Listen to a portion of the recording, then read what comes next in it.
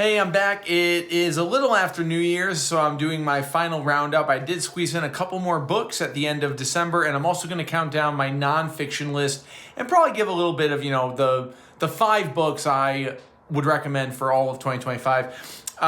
So let's go right into it. So first, let's talk about Lake Success by Gary Shteyngart. I've talked before about how I love Gary Shteyngart, how pound for pound, page for page, is probably my favorite author.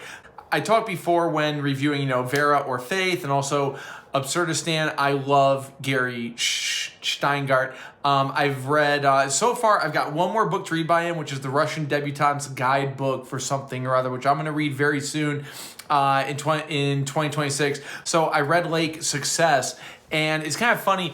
All of his books, when I pick them up, I think, okay, this will be the one I don't like. I'm sorry, but Lake Success, I will grade it down to an A, but it is a hair under S. Lake Success blew me away. I loved it so much. I do think it's too long. That's what's keeping it from S.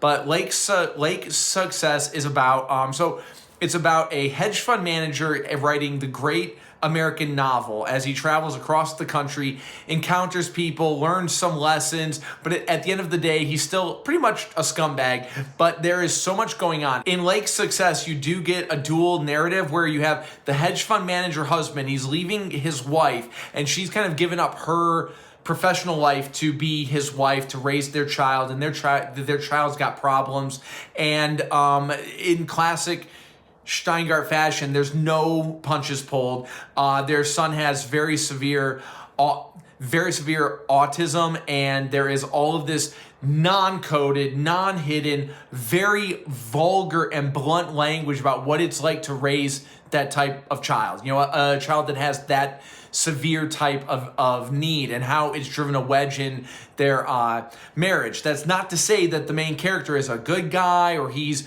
got a reason for doing the bad stuff that he does. He is very much a scumbag through and through. And then at the end, but at the same time, the book is a commentary on our modern world, on the way we allow these billionaire, hedge fund manager, banker scumbags to get away with murder, while the rest of us have to just watch it and deal with it. And at the end of the book, he is still very much a villain. I thought the book was funny.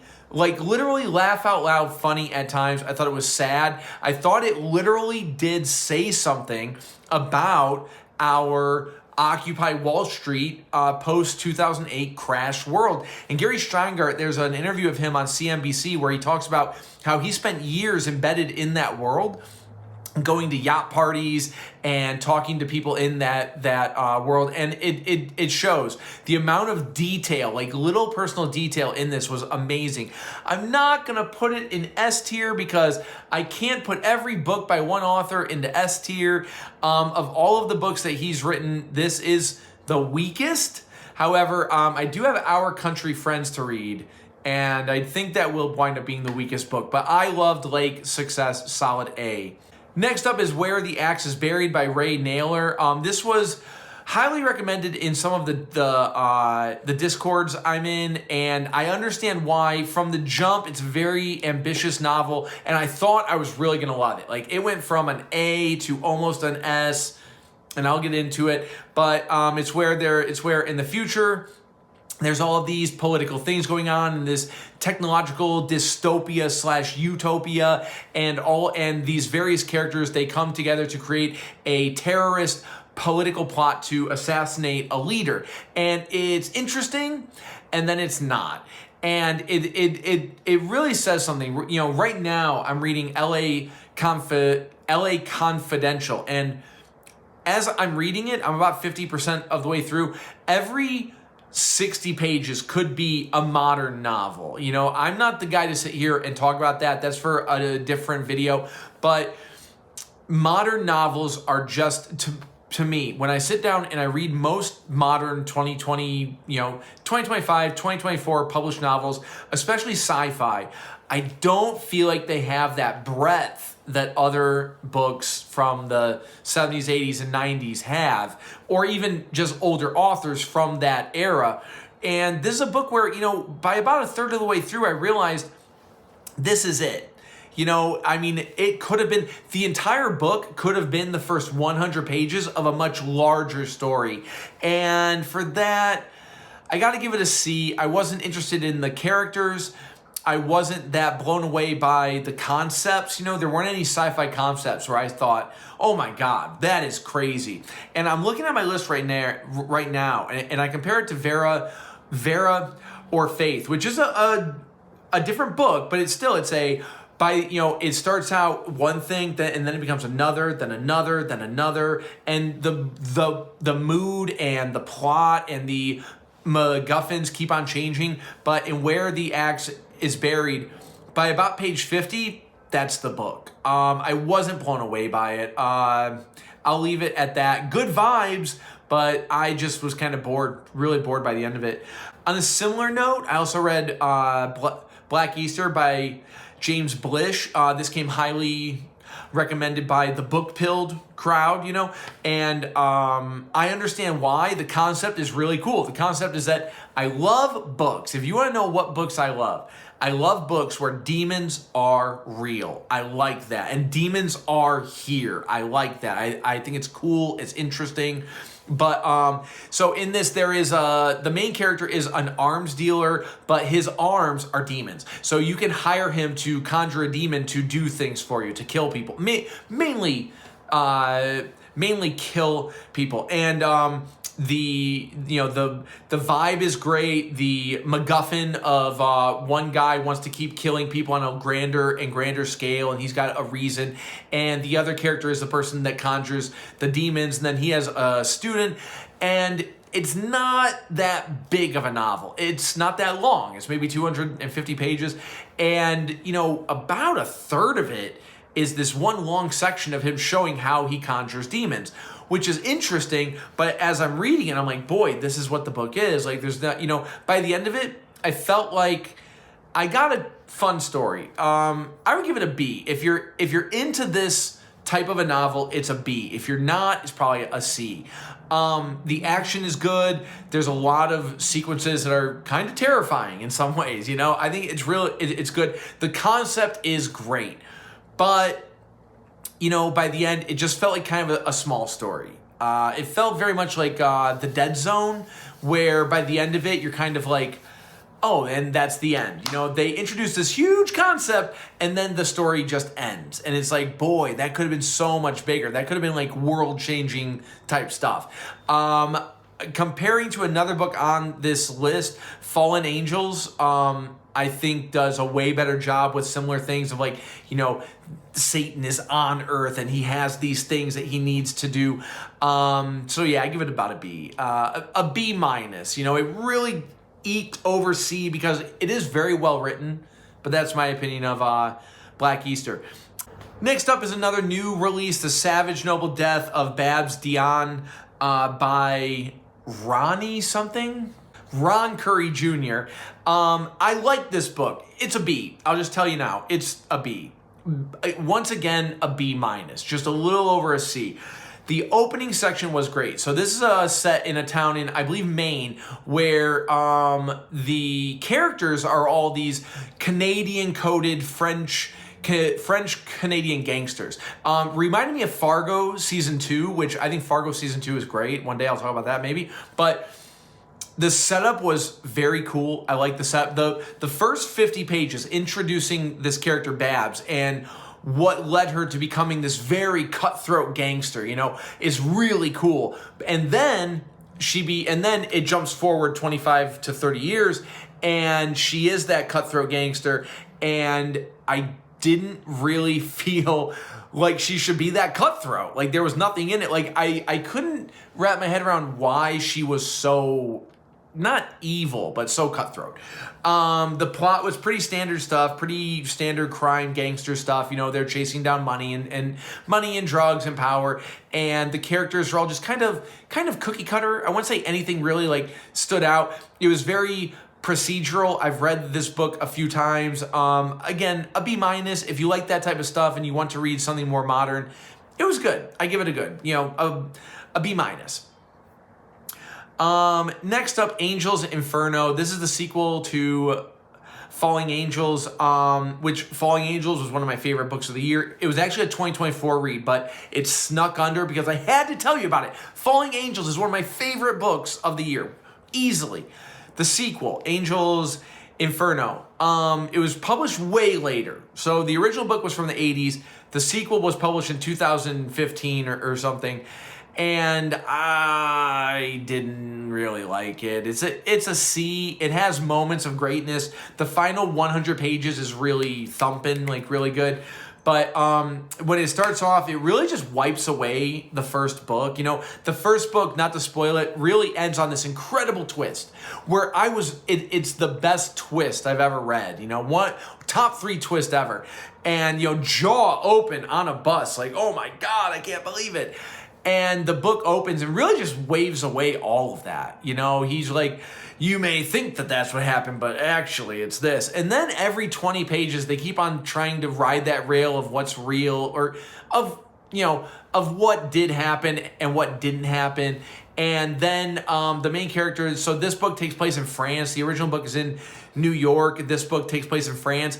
There's like an 80-page stretch of him just like on a plane, just like, I bought the ticket, then I checked my luggage, then I read the menu, then I bought the food, and it's literally like Rick Steves or something. Like, it's not interesting at all. Then when he finally gets to France and he gets hot on the heels of the people he's got to chase, it's better. The final 100 pages is really, really good, but I just hated I never want to be the guy to say this story ruined the old story. I don't like being that guy, but it's hard not to kind of feel that way. I recommend the first book. I do not recommend the sequel at all. I just didn't think it was that interesting.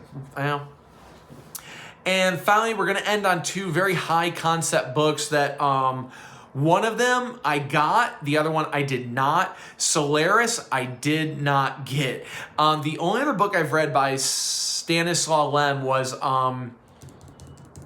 the futuristic the Congress of the Future, something like that, which is like, and that is like a machine gun of concepts. Like every page is some insane concept that blows you away, and it's funny. It's a comedy. It's really dark. It's violent. It's gritty. Solaris was much slower, and I should preface this by saying there are 2 different translations of Solaris. The one that most people read is a direct translation of the French version that's translated from Polish, and apparently it's missing several pages. You know, it's missing a big enough chunk of the book to be different, and so there is that. But the book is about, there's a planet that's all water, and there's a research team on a ship that's orbiting the planet, and the planet is somehow fighting back against the research team by giving them ghost hallucinations of people they love that entwines them. And, you know, there's all this deep psychological stuff about whether, you know, what's real, what's not, should we be here, what is the motive of the planet as a god. There's a lot of deep stuff, and I don't want to say I didn't get it, but I do need to read it a second time. I enjoyed reading it. I definitely enjoyed reading it. For that, I give it a solid A, and I do want to read it a second time. I want to read the better translation maybe in 6 months or so. So maybe I'll come back to that. I give it a solid A. If you're into high concept sci-fi, this is pretty darn good.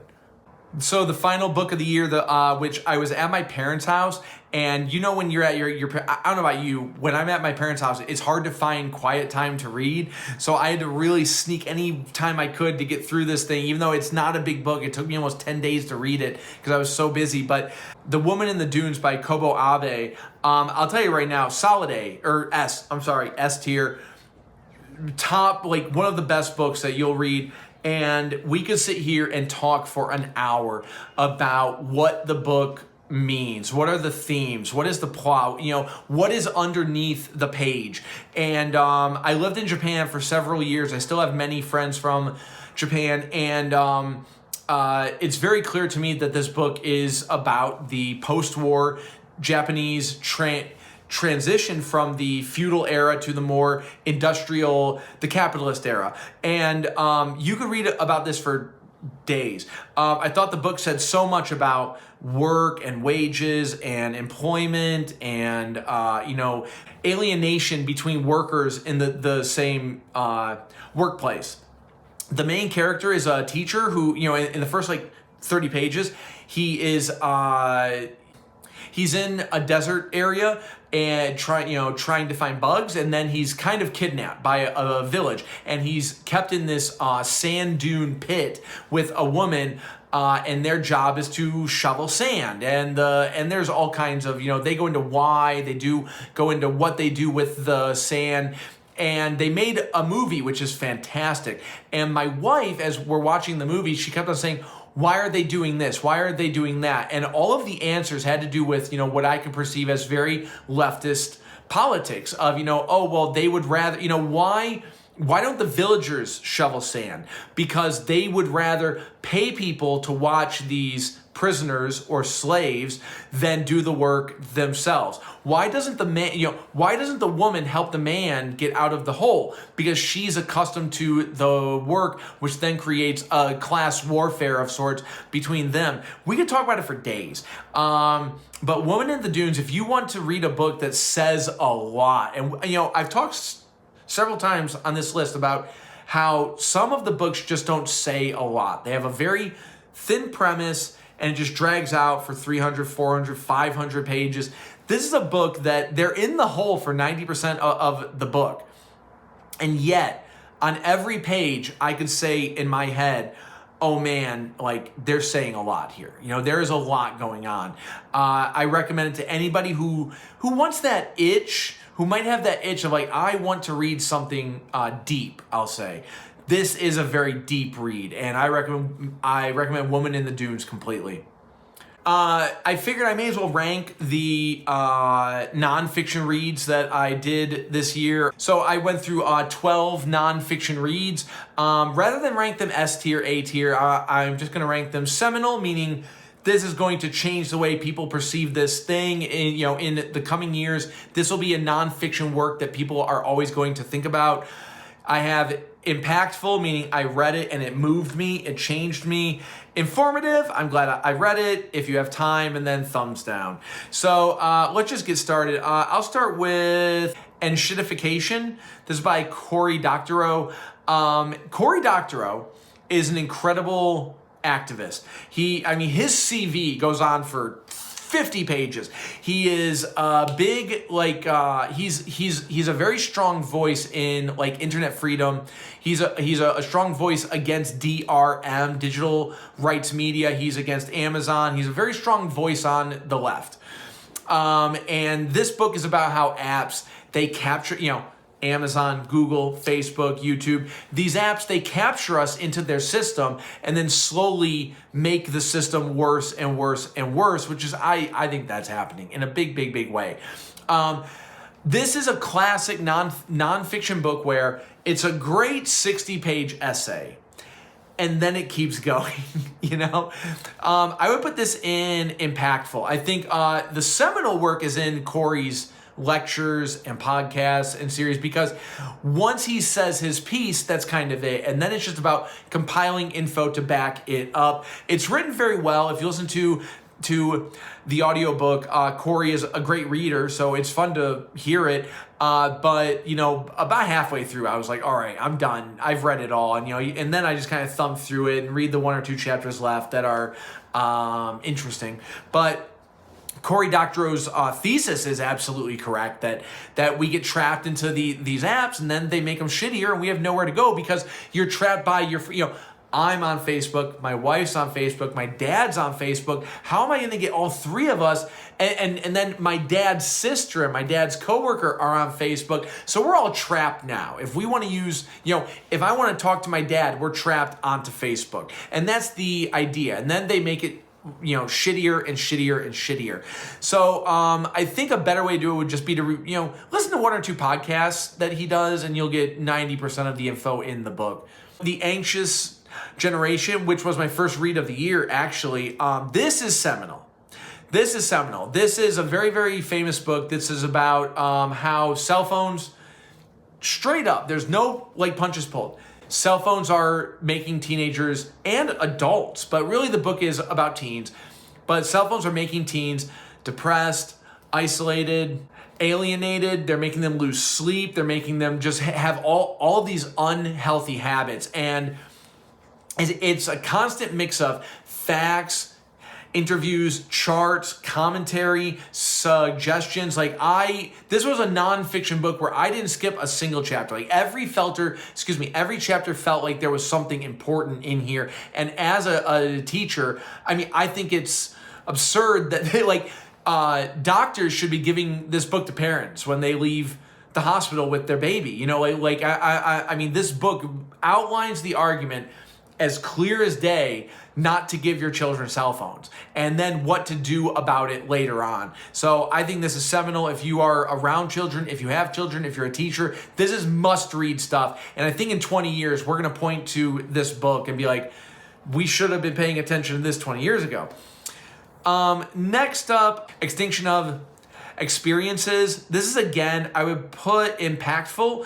I listened to it through the audiobook, and I think it's not long, and it's like an 8-hour listen, and it just once again outlines how when we use our phones, it's really society of the spectacle type stuff where you no longer go on vacation to chill out. You go on vacation to reflect your persona to other people. You know, how can I be perceived through the images of this phone?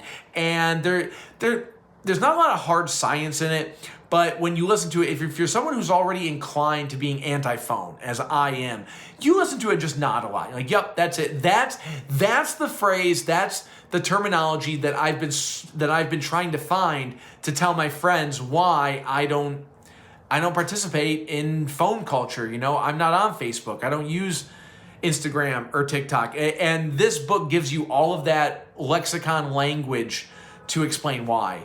I would recommend it if that's something you're interested in. I'll just bim bam boom. Why Marx was right. Seminal. If you get into a lot of arguments with people about capitalism and Marxism, this is a great bim bam boom. Why lexiconal stuff? Like, let me explain to you. This is an argument maker. If you need your talking points to talk to Uncle Phil at Thanksgiving, this book will give it to you. And same for Blackshirts and Reds. This is, again, a outline of what fascism is, how it rises, and the book was written in the 90s, I think. You can kind of see it now. But these two books back to back will give you all of the talking point ammo that you need and the dialectical ammo that you need to define what you see and feel but can't understand. I would recommend both of these if you are leftist, we'll say. Next I have Program to Kill. Somewhere between informative and if you have time. It's entertaining.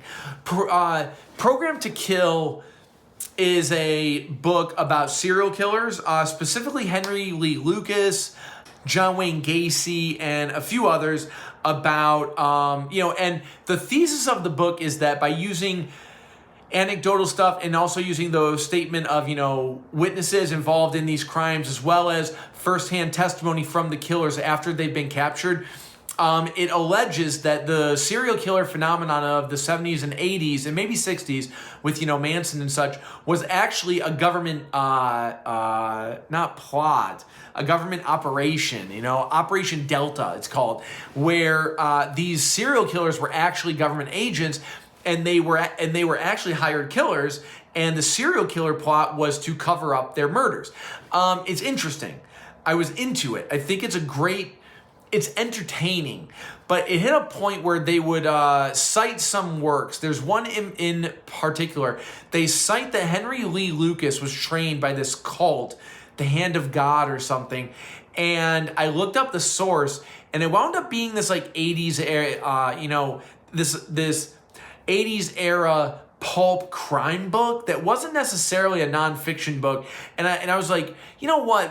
It's making some very large claims, but I'm not really sure that these are going to pan out. In all seriousness, about halfway through, I kind of gave up and just started flipping through to the parts I wanted to read. I kind of want to go back and read it a second time. It keeps popping up in things that I read, by very reputable authors are citing this book. So I should give it maybe better scrutiny. It's entertaining, but I don't know how real the premise of the book really is. The have and have yachts, informative, almost impactful, almost. This is a book that outlines in great detail through, firsthand testimony, through news stories and such, how rich people are in the year 2025. I mean, but it has the problem where the first third is where all of the meat is. The first third is engrossing. I couldn't put it down. I read the first third in a single sitting, and then it just keeps on going, and it's not impactful. But the first third is all about, the people that work on the yachts, not the yachts, the mega yachts, the people that, the hidden countries, the hidden cities, the places where you and me don't even know about. It really does a great job of making you realize just how much money there is and how it's really swirling, and the people that work in it and what's done to make that money. And then the last third is better, but the middle third is pretty meandering. It's all about MAGA country and Trump and supporters of that group. But the thing is, these guys are everywhere. It felt a bit pointless, that middle third. So it was it went from probably a S tier to a C, back to a B or an A.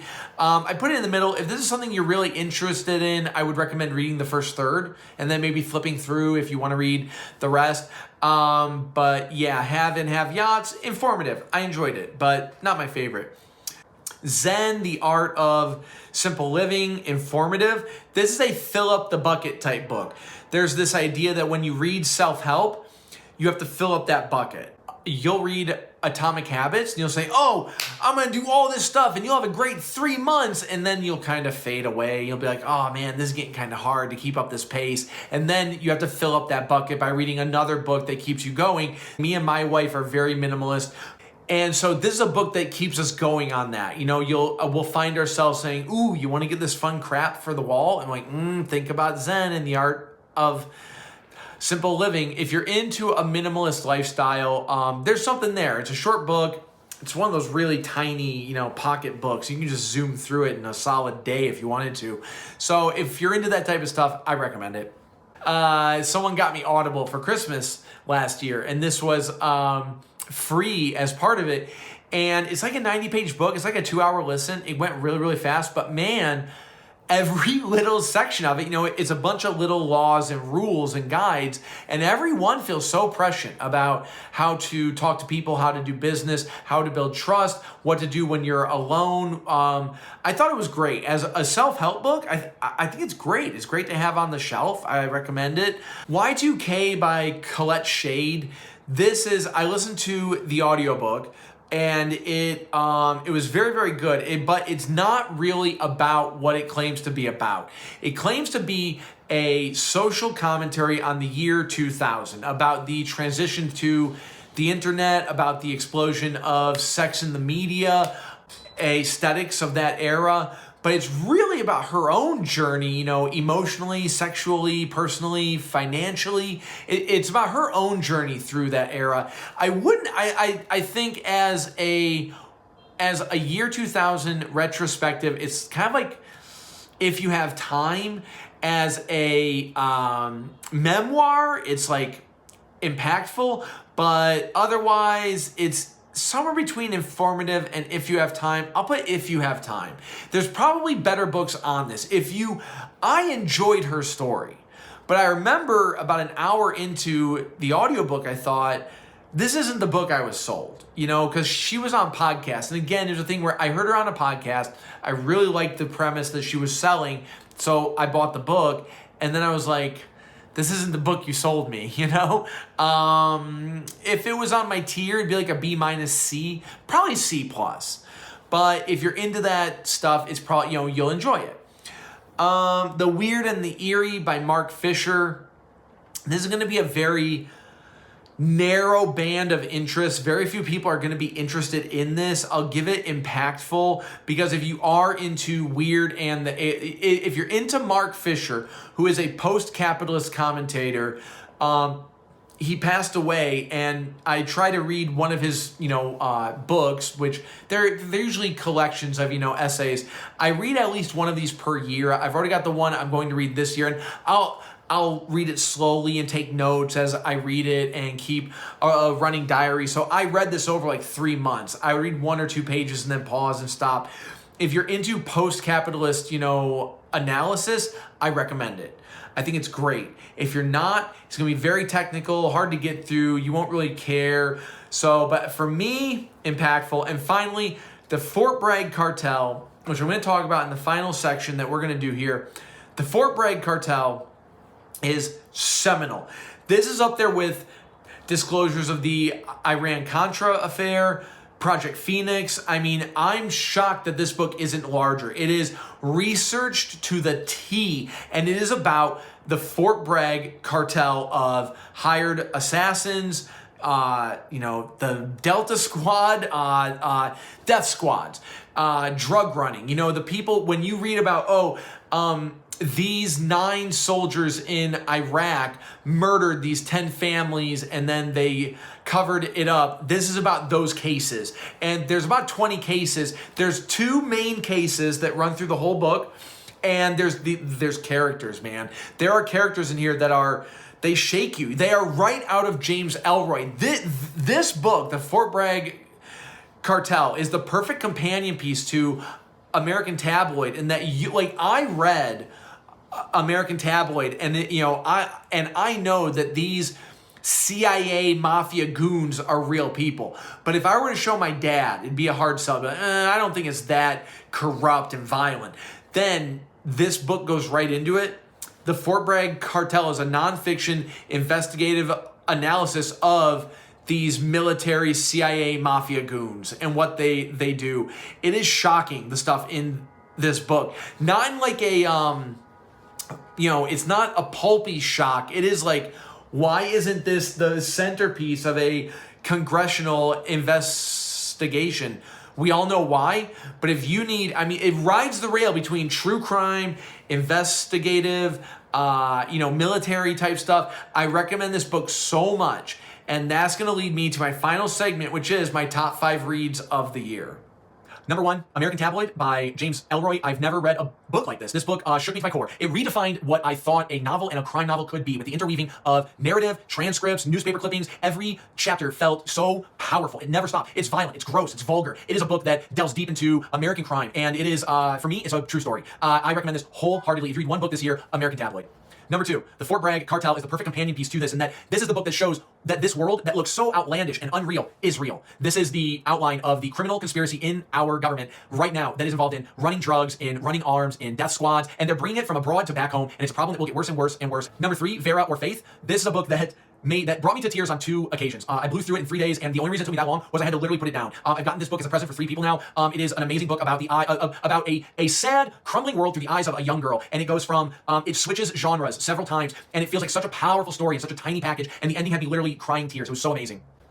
Next up, Dance, Dance, Dance, which is a sequel to A Wild Sheep's Chase. So if you have time, read both, but you could just read Dance, Dance, Dance. To me, this is one of Haruki Murakami's crowning achievements alongside Norwegian Wood and maybe Kafka on the Shore, where he introduces, there is so much plot and character and scenery that the main character is constantly weaving between, and he is learning and he is growing, and there is so much going on, and you're always questioning, but knowing. I'm never lost, and the ending was powerful, and I felt like as a reader I achieved something alongside the main character. And finally, all right, my top 6 books. I'm gonna give it 6 books. Finally, I would say Falling Angels. If you like crime fiction, if you like horror, if you like the supernatural, this is a book that introduces you to a modern pulp crime crime detective. Then it introduces a plot where the stakes keep rising and rising and rising. It never slows down, and the twist at the end is unlike anything I've ever read. And it's a book I'm gonna want to go back for very soon. And I also, if I have one honorable mention, it would be Oh, man. If I have 2 honorable mentions, if I have 3 honorable mentions, it would be Absurdistan, The Memory Police, and The Woman in the Dunes for different reasons. The Memory Police, if you want to read a sad dystopian, novel about a 1984-like future that has no laughs and is just very depressing. Absurdistan, if you want to read a modern dystopian novel about military intervention into oil-rich nations. I wonder why you'd want to read that in 2026. Go for that. And finally, The Woman in the Dunes, if you want to read a very deep, methodical, allegorical novel about work and labor and politics that you've got to really chew through, I recommend that. And finally, The Anxious Generation. If you want to, if you have a kid of any sort, I highly recommend that as well. So that is my reading roundup for 2025. Join me for 2026. I don't know what I'm going to do with this channel. If I'm really going to, I want to update it every week. I'd like to upload a video every Sunday talking about a book I'm reading, but we'll see. Thank you for watching, and I'll see you later.